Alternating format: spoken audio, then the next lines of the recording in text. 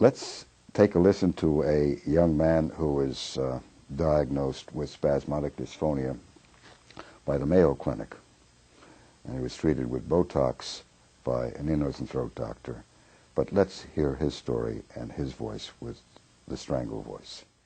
Ronald Steger. Okay, how long have you had this condition? A year and a half. Okay, was it sudden onset or gradual? Yeah, just... What do you do?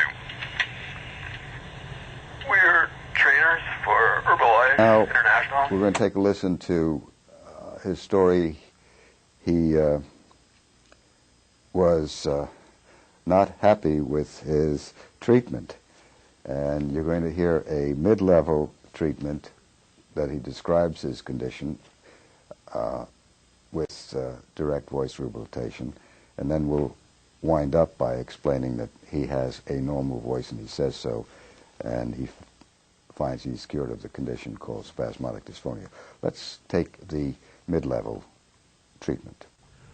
My first consultation, he taped me like he did here, and he diagnosed me with spasmodic dysphonia, and he gave me three choices. One, Botox shots, 2, surgery, 3, live with it.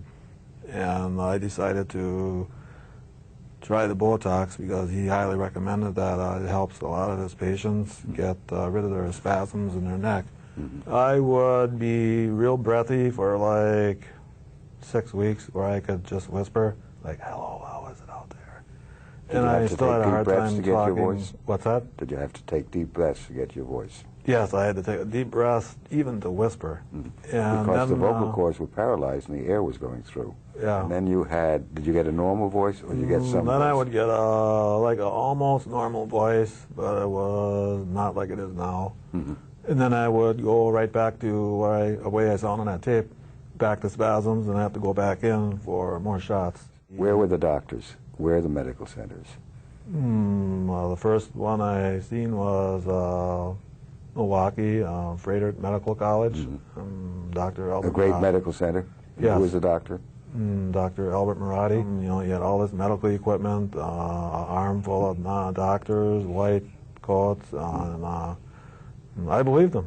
When he told me this is for life, there's no known cure, there's Botox, surgery, or live with it, I believed him. And then I went to another clinic because I wasn't satisfied with the results I was getting with him for 6 months, so I went to Minnesota, the Mayo Clinic in Minnesota, and I seen Nicholas Margos, and he looked at me and evaluated me and said the same thing: spasmodic dysphonia, surgery, Botox, or live with it, Ron. This young man had 5 Botox shots, and he was not happy none of them were doing the job for him. Despite the fact that Botox is said to be 99% effective, I don't believe that from clinical experience. They're well intentioned to say that. The medics tell the patients that Botox is the state-of-the-art treatment of choice. They sometimes forget to ask for whom it is the treatment of choice and for whom it is the art.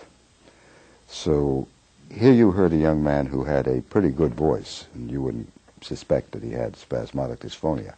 But that was midterm, and now let's take a listen to his voice as he's describing how he feels now. And he says, well, Ron, I'll give you 3 options too. He says, you can continue coming here for shots. You can call that doctor in California to schedule a surgery if you'd like. And then he goes, oh yeah, by the way, Ron, there's also this other guy.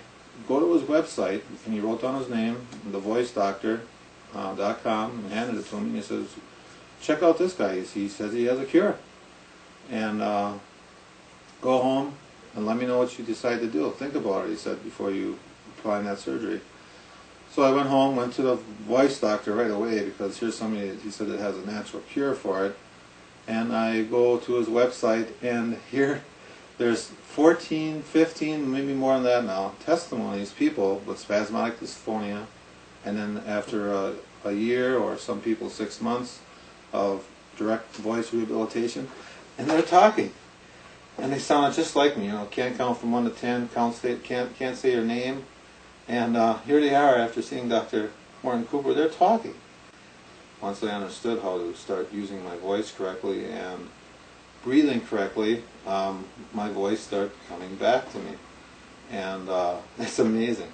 I mean, I couldn't believe it. And I stayed with him a week, and went home. He had diagnostic sentences for me, voice exercises, breathing, and a schedule. Started in the morning, afternoon, evening, continually do these voice exercises until it was better.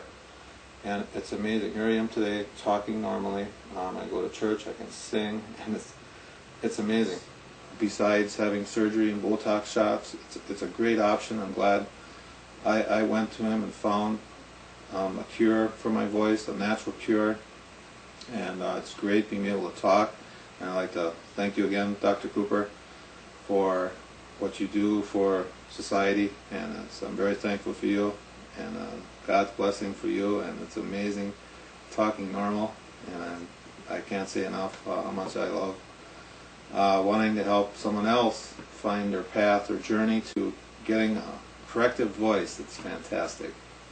I agree. It's fantastic to get a normal, natural voice naturally, despite the fact that my medical colleagues, with the best of intentions, the most compassionate concerns, the best of humanitarian motives, continue to ignore cures of spasmodic dysphonia by all natural means,